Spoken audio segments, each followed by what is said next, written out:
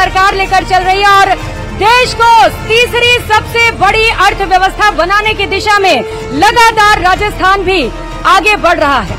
राजस्थान की अपनी विशिष्ट भूमिका रहे, इसीलिए हर कोई कार्यरत है। और सरकार का विजन क्या है, रोड मैप क्या है, इस चर्चा को हम आगे बढ़ाएंगे अब अपने अगले सेशन की ओर। बहुत बहुत धन्यवाद सर आप सभी का। और अब अगले सेशन की ओर बढ़ते हैं। अगला सेशन भी प्रियंका हमारा बेहद ही खास रहने वाला है। बिल्कुल आपको बोर नहीं होने देंगे, जैसा कि वादा किया है न्यूज 18 ने आपसे, और भी वादे पूरे हो या ना हो, न्यूज 18 अपना वादा जरूर पूरा करता है। और यकीन मानिए अगला जो हमारा सेशन है वो बेहद खास होने वाला है। बिल्कुल, क्योंकि अगला सेशन ऐसा रहेगा जिसमें हमारे मुद्दे ऐसे होंगे जिनको लेकर अक्सर विपक्ष बेहद आक्रामक हो जाता है और उसको लेकर आरोप भी लगाता रहता है। तो हमारे अगले खास मेहमान प्रदेश बीजेपी के कद्दावर नेताओं में शुमार हैं। इनका अपनी बात रखने का बेबाक और अनोखा अंदाज है। आप 6 बार के विधायक हैं और तीसरी बार मौजूदा प्रदेश सरकार में कैबिनेट मंत्री की भूमिका में हैं। आप अपनी जिम्मेदारी को दमदार तरीके से निभा रहे हैं और आपके कई फैसले चर्चे के विषय में भी हैं। और इस सेशन को होस्ट करेंगे हमारे सहयोगी रविंद्र। मैं चाहूंगी कि पहले आप स्टेज पर आ जाएं, हमें ज्वाइन कीजिए और फिर जोरदार तालियां मदन राठौड़ के लिए, मदन दिलावर के लिए, माफ कीजिएगा, जोरदार तालियां हो जाए। कद्दावर नेताओं में शुमार मदन दिलावर जी, जिनका अपना अलग ही अनोखा अंदाज। Ravindra, over to you. बहुत बहुत शुक्रिया प्रियंका और अपर्णा। तो मदन दिलावर जी हमारे साथ हैं और इस सेशन का, इस कड़ी का नाम है सनातन की पढ़ाई सियासी लड़ाई। बात पढ़ाई पर भी करेंगे, सनातन पर भी करेंगे, लड़ाई पर भी करेंगे। लेकिन चूंकि मदन दिलावर जी 6 बार के विधायक, तीसरी बार मंत्री, 2003 में पहली बार आप मंत्री बने थे। मदन दिलावर जी, राजनीति को लेकर यह कहा जाता है कि 2 गुण होने चाहिए, 2 खूबियां होनी चाहिए, या तो धन बल हो या बाहुबल हो, और एक मैं अपनी तरफ से खूबी बता देता हूं, परिवार बल हो। मतलब अगर आपका परिवार, आपके चाचा, भतीजा, पिताजी अगर राजनीति में है, कोई गॉडफादर है, तो आपको अवसर मिलेगा राजनीति में आने का। लेकिन ये तीनों ही बल मदन दिलावर के पास नहीं थे। एक गरीब परिवार से, सामान्य परिवार से आप थे। क्या आज की तारीख में राजनीति इतनी आसान या इतनी मुश्किल है कि अभावों से जूझ रहा व्यक्ति भी राजनीति में बढ़कर आगे जा सकता है? क्योंकि ये युवाओं का देश है। राजनीति में अगर आपको बुलंदी पर पहुंचना है तो उसका मूल मंत्र क्या है? क्योंकि आपसे बेहतर कोई नहीं बता सकता उसको। बहुत कठिन सवाल है, पर आप में ईमानदार रहने की हिम्मत है, चरित्रवान रहने की हिम्मत है, और बिना स्वार्थ के आप काम करते हैं, तो ये जनता सबको देखती है। और जो अच्छी पार्टियां हैं, जैसे भारतीय जनता पार्टी जैसी पार्टी अच्छे लोगों को छांट करके लाती है। आपने देखा होगा कि रेत में से भी मोती निकलते हैं। तो ये पार्टी पर डिपेंड करता है। और जो भारतीय जनता पार्टी है, ये परखती है और फिर चुनती है। आपके सीधा मंत्रालय की बात करते हैं। शिक्षा नीति को लेकर लगातार बड़ी चर्चा और बहस हो रही है, क्योंकि जब आप मंत्री बने आपने कहा कि मैं एक बड़े बदलाव लेकर आऊंगा। तो शिक्षा नीति नई कब तक आएगी? उसमें किस तरह के नए बदलाव आ सकते हैं और उसका उद्देश्य क्या है? शिक्षा नीति 2020 से हिंदुस्तान में लॉन्च हुई है, माननीय मोदी जी ने लॉन्च की है। लेकिन दुर्भाग्य हमारा था कि राजस्थान में कांग्रेस की सरकार होने के कारण से उसको लागू नहीं किया गया। और अब यहां भारतीय जनता पार्टी की सरकार है, दिल्ली में भारतीय जनता पार्टी की सरकार है। हम चरणबद्ध तरीके से इसको लागू कर रहे हैं। इसके कई लाभ हैं। पहला तो यह कि हमारी मातृभाषा और लोकल भाषा को मजबूती मिलेगी, क्योंकि बच्चों की प्रारंभिक शिक्षा मातृभाषा में होगी, लोकल भाषा में होगी। उसके बाद एजुकेशन के साथ साथ वोकेशनल शिक्षा भी होगी, यानी वो पढ़ते समय भी प्रैक्टिकल करने के लिए, सीखने के लिए नजदीकों के उद्योगों में जाकर के सीख सकते हैं। और ये शिक्षा इतनी तैयार कर देगी उनको, जब वह 12वीं पास करके निकलेगा तो नौकरी ढूंढे चाहे, पर यदि नौकरी न भी ढूंढेगा तब भी अपना रोजगार करके अपने परिवार का पालन कर सकता है। ऐसी ताकत ये शिक्षा उसको देगी। अभी क्या है कि कॉलेज में जाने के बाद यदि फर्स्ट ईयर में किन्हीं कारणों से, फर्स्ट ईयर करने के बाद किसी कारणों से पढ़ाई छोड़ दी, कई सारी मजबूरियां रहती है, तो उसका 1 वर्ष बेकार नहीं जाएगा, उसको प्रमाण पत्र मिलेगा और वो आगे पढ़ाई में जुड़ेगा। इसी प्रकार से सेकंड ईयर में भी होगा। इसका थर्ड ईयर के बाद तो डिग्री मिलती आप सब लोग जानते हैं। दूसरा ये भी कि हम एजुकेशन में विषयों के ग्रुप बनाए हैं। जो साइंस पढ़ने वाला, जो साइंस की पुस्तकें होती है या विषय होते हैं, उसके साथ साथ आर्ट्स के विषय, आज का जो आर्ट्स का विषय, वो भी ले सकते हैं। यानी मैं कह सकता हूं कि वह गणित के साथ साथ कला भी पढ़ सकता है, सामाजिक भी पढ़ सकता है। तो ऐसा एक प्रावधान किया गया है ताकि मैं समझता हूं कि अच्छी शिक्षा होगी, पहले से बेहतर होगी और ये रोजगार परक शिक्षा होगी। लेकिन शिक्षा बेहतर करने के लिए स्कूल की इमारतों और भवनों को ठीक ठाक होने की जरूरत होती है।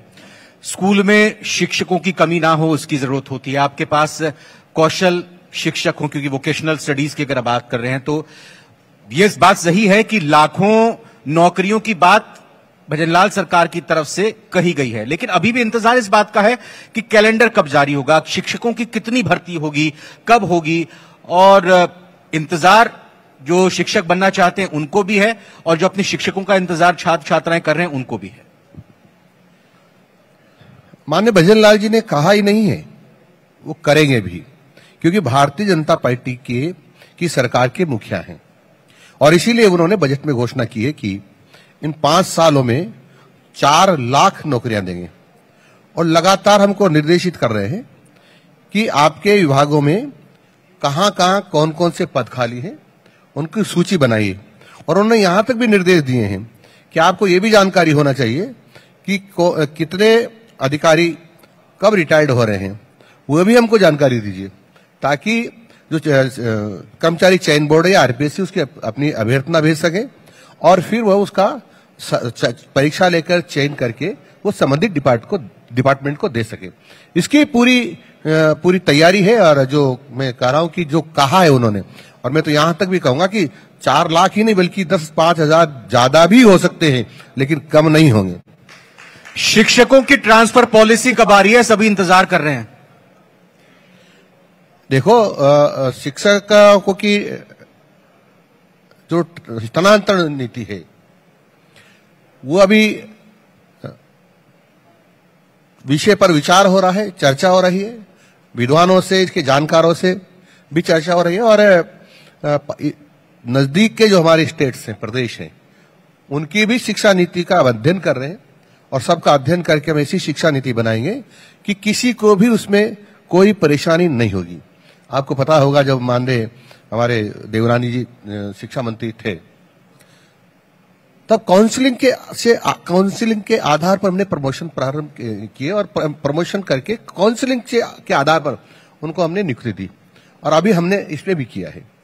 तो मैं कह सकता हूं कि उसमें किसी को भी सिफारिश की जरूरत नहीं, किसी को भी गिलवा शिकायत नहीं और अपने आप अपना काम आसान हो गया है। इसी प्रकार से शिक्षा नीति होगी। लेकिन हाँ, शिक्षा नीति में जरूर होगा कि वास्तव में ऐसे लोग हैं जो बहुत ही अपाहिज हैं, जो सुन नहीं सकते हैं, जो बोल नहीं सकते हैं, जो देख नहीं सकते हैं, ऐसे लोगों के लिए विशेष प्रावधान किए जाएंगे ताकि उनको पॉलिसी के अंतर्गत परेशानी का सामना न करना पड़े। पूर्ववर्ती सरकार में तो मुख्यमंत्री ने भरे मंच से पूछा था शिक्षकों से कि ट्रांसफर करने के लिए किसी ने पैसा दिया था, सबने हाँ में बात कही थी, हाथ उठाया था, याद आ रहा है कुछ? वहां तो मुख्यमंत्री जी ने पूछा था, आप यहां पूछ लीजिए। नहीं तो अभी तो आप लेकर आएंगे ना। मैं वही कह रहा हूं कि ऐसा आरोप ना लगे, इस तरह की बात ना हो, ये कैसे सुनिश्चित किया जाए? मैं ये कह सकता हूं कि मेरे रहते हुए इस विभाग में ऐसा कहीं आपको सुनने को नहीं मिलेगा। कैसा? ऐसा कि कोई पूछे, जैसा कि कांग्रेस के मुख्यमंत्री ने उस समय के तत्कालीन शिक्षा मंत्री के लिए पूछा था कि हमारे यहां कोई ट्रांसफर में रुपए वगैरह लेते हैं क्या, रिश्वत लेते हैं क्या, तो जो सम्मानित शिक्षक थे उन्होंने सबने हाथ खड़ा करके जोर से हल्ला करके कहा कि देना पड़ता है। ऐसा अवसर मैं नहीं आने दूंगा, ये गारंटी देता हूं, राजस्थान की जनता को आश्वस्त करता हूं कि चाहे मर जाऊंगा लेकिन ऐसा अवसर किसी कीमत पर भी नहीं आने दूंगा। सनातन की पढ़ाई सियासी लड़ाई, मदन दिलावर जी आरोप लगते हैं विपक्ष की तरफ से कि पढ़ाई का भगवाकरण आप लोग करने की कोशिश में हैं। सूर्य नमस्कार आप सभी छात्रों से कहते हैं कि आइए सूर्य नमस्कार कीजिए। आप 3 शिक्षकों को अपनी कोटा, अगर हम लोकसभा के अंतर्गत सांगोद की बात करें, यहां पर भगवाकरण का आरोप लगा, 3 शिक्षकों को आपने निकाल दिया। एक ड्रेस कोड की जब बात आई तो जयपुर में ही हमने देखा कि एक खास वर्ग की जो छात्राएं हैं वो जब अपनी वेशभूषा पहनकर आई तो उस पर आपत्ति हुई, तो आप भी वहां पर खड़े हुए और डटे हुए अपने बातों को रखा, कहा कि नहीं, यूनिफॉर्म कोड यहां पर रहेगा। तो फिक्रमंद है सनातन को लेकर या फिर सनातन की रक्षा को लेकर चिंतित हैं मदन दिलावर? अब सनातन क्या है ये तो जनता को समझना पड़ेगा। सनातन किसी भी धर्म का, संप्रदाय का या वर्ग का विरोध नहीं करता है। इस सनातन धर्म के मानने वालों ने इस देश में जब भी कोई शरणार्थी आया, जिसने शरण मांगी, चाहे वो इस्लाम हो, चाहे ईसाईत हो, चाहे और कोई हो, उन सबको शरण दी है। यानी ये सबको पालने वाला धर्म है, ये किसी का विरोध नहीं करता है। जहां तक आपने की कि आपकी ड्रेस की बात कर रहे हैं, हमने किसी का भी विरोध नहीं किया। आपको जो इशारा था आपका विचित्र वेशभूषा पर था। हम विचित्र वेशभूषा पहनकर तो किसी को भी विद्यालय में नहीं आने देंगे। जो हमारी तय ड्रेस है, तय गणवेश है, वही पहन करके आएंगे। अदरवाइज कोई विचित्र वेशभूषा पहन करके आता है तो हम विद्यालय में प्रवेश नहीं देंगे। वह उनको ये करना ही पड़ेगा कि विद्यालय की ड्रेस पहन करके आए। और अगर नहीं आएंगे, फैसला नहीं मानेंगे तो अभिभावक नहीं मानेंगे तो अपने बच्चों को न पढ़ाएं। पर कोई तो हनुमान जी की ड्रेस पहन के आ जाएगा, पूंछ लगा के आ जाएगा, कोई किसी की पूंछ लगा के आ जाएगा, कोई शेर बन के आ जाएगा, कोई कबूतर बन के आ जाएगा। तो ये विद्यालय है, ये कोई धर्मशाला नहीं चाहे जो चलेगा। आपने तो जो स्कूल में शिक्षक पढ़ाने आते हैं उनको मोबाइल लाने से भी मना कर दिया कि मोबाइल नहीं लाएंगे। सही कहा। और आपने कहा कि शेयर ट्रेडिंग करते हैं, बाजार करते हैं, तो बाजार एकदम ऊपर जा रहा है और आप कह रहे हैं कि वो जो है मोबाइल लेकर ना आए। ये कितना महत्वपूर्ण आपको फैसला लगा? और बिल्कुल ये आपने पर्सनल, बहुत ही माइक्रो लेवल पर चीज को ऑब्जर्व किया। मेरे को राजस्थान के ही नहीं, देश के कई भागों से इसके लिए बधाई दी गई है। अच्छा। हाँ, और उन्होंने कहा है कि जब कक्षा के अंतर्गत जब पढ़ाते समय शिक्षक मोबाइल ले जाता है तो जब ये घंटी बजती है तो अध्यापक का भी ध्यान बंटता है और विद्यार्थियों का भी ध्यान बढ़ता है। पढ़ाई में व्यवधान होता है और एकाग्रता होती है, वो टूटती है बच्चों की और शिक्षक की। इसलिए किसी भी कीमत पर, हमने कहा किसी भी कीमत पर कक्षा में पढ़ाते समय मोबाइल लेकर नहीं जाएंगे, ये हमने पाबंदी लगा दी है। और मैं बधाई देना चाहता हूं राजस्थान के सभी शिक्षकों को, सभी गुरुजनों को कि उन्होंने इस बात को ठीक समझा है। मुझे कई शिक्षकों ने बधाई भी दी है और वह अक्सर से इसकी पालन कर रहे हैं। एक और बड़ी चर्चा और एक और बड़ी बहस, क्योंकि आप बेबाक बोलते हैं, खुलकर बोलते हैं और पीछे नहीं हटते, जो आपको सही लगता है उसको आप सामने रखते हैं। आदिवासी हिंदू है या नहीं है, दूसरी तरफ से भी बयान राजस्थान के सांसद राजकुमार रौत की तरफ से दिए गए, आपने भी अपने तरीके से उस बात को रखा। कहीं ना कहीं मिस इंटरप्रेट हुआ, मिसकम्युनिकेट हुआ, क्या हुआ, लेकिन इस मसले पर आपने अपनी बात को मजबूती के साथ रखा। यह विवाद कैसे बन गया? मुझे प्रकट करना पड़ा आपको। मुझे पता नहीं विवाद कैसे बना, लेकिन मैं फिर कह रहा हूं कि इस देश में रहने वाला, चाहे वो किसी भी संप्रदाय को मानता हो, वह हिंदू है। हिंदू कोई संप्रदाय नहीं है, ये जीवन जीने की शैली है, पद्धति है। और यहां पर रहने वाला सब हिंदू हैं। हम जब कहीं दूसरे देश में जाते हैं, जैसे चीन में जाते तो चीनी कहलाते हैं। तो यहां हिंदुस्तान में रहने वाले सब हिंदू कहलाते हैं, चाहे उसकी पूजा पद्धति कोई भी हो। और जिस भाव से आप पूछ रहे हैं आदिवासियों के लिए, तो आदिवासी का अर्थ ही होता है अनादिकाल से यहां रहने वाले वो लोग सब आदिवासी हैं। मैं भी आदिवासी हूं, क्योंकि मेरे पूर्वज के पूर्वज अनंत पूर्वज के पूर्वज भी यहां रहते आए हैं, उनका वंशज मैं हूं, इसलिए मैं आदिवासी हूं। और आदिवासी हिंदू है, इसको कोई नकार नहीं सकता है। और अभी आपने देखा होगा, अभी आपने सुना होगा लोकसभा के जो प्रश्नोत्तर हो रहा था, तो लोकसभा के में माननीय केंद्रीय मंत्री जी ने हमारे राजस्थान के एक माननीय सांसद के सवाल के जवाब में दिया है कि आदिवासी हिंदू है, 3 बार कहा हिंदू है, हिंदू रहेंगे। कोई दुनिया की ताकत आदिवासियों को हिंदुओं से अलग नहीं कर सकती है। लेकिन आदिवासियों की ही तरफ से अगर गुजरात, मध्य प्रदेश, राजस्थान के इलाके को मिलाकर एक अलग भील प्रदेश के तौर पर बनाने की जो मांग की जा रही है, चूंकि राजस्थान का भी एक बड़ा हिस्सा इसके अंतर्गत आता है, प्रतापगढ़, डूंगरपुर और उदयपुर के भी अगर हम हिस्सों की बात करें, तो इस पर अभी तक सरकार की तरफ से कुछ बात नहीं आई है सामने। सरकार को जब उचित लगता है तो बात करते हैं, और जब उचित लगेगा तो बात करेंगे। ये मांग जायज है? जायज नाजायज का मैं निर्णय नहीं कर सकता, लेकिन मांग करना सबका अधिकार हो सकता है। लेकिन सरकार उसका परीक्षण करती है, देखती है। मदन दिलावर जी, वाकई बहुत अच्छा लगा आपसे बात करके, सवाल करके, क्योंकि जो अंदाज आपका रहा है आज भी वही अंदाज, वही तेवर, वही जवाब आपके देखने और सुनने को मिले। बहुत बहुत शुक्रिया, धन्यवाद बताने के। और अनुरोध भी आप मंच पर प्लीज बने रहिए।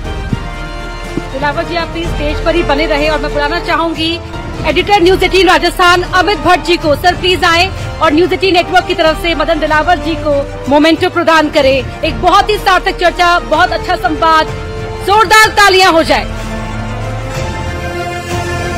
बेबाकी से तमाम सवालों का जवाब आपने दिया मदन दिलावर जी, बहुत धन्यवाद आपका।